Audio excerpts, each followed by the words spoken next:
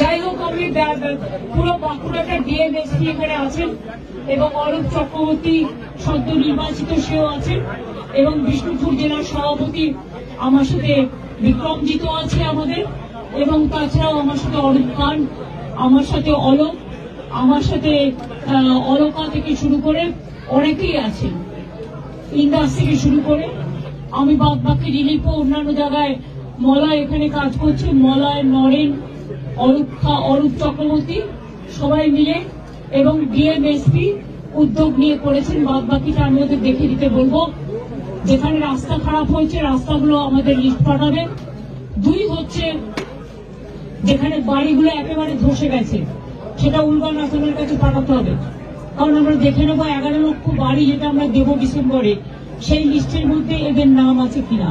যদি না থাকে তাহলে যার বাড়ি মাটির বাড়ি ধসে গেছে সেগুলো আমাদের পাঠাতে হবে, আমরা নতুন করে সেগুলো দেখব।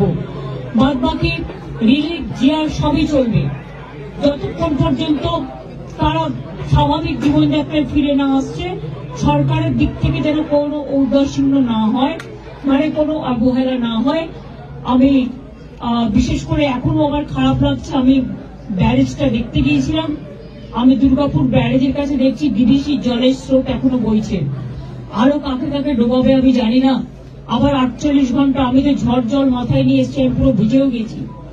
এত ঝড় রাস্তায়, এত আকাশ অন্ধকার করে এসছে, আকাশের মুখ পুরো গম্ভীর, এবং এই 2-3 দিন আরো বৃষ্টি হবে।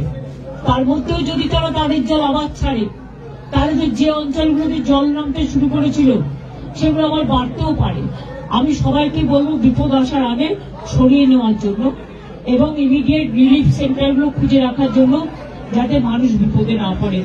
আপনাদের সাংবাদিকদেরও অনেক ধন্যবাদ, আপনারাও সম্পূর্ণভাবে সহযোগিতা করেছেন।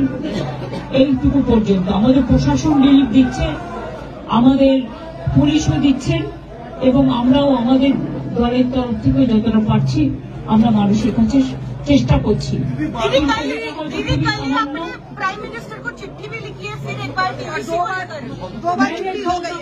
पहले 10 दफे लिखा तो हमारा जो डेलीगेशन वो जाके जान सकती, जो मिनिस्ट्री पहले पीयूष गोयल भी थे पावर मिनिस्ट्री, उसका पास बहुत दफे जा चुका, लेकिन ये लोग कुछ नहीं कर रहा है।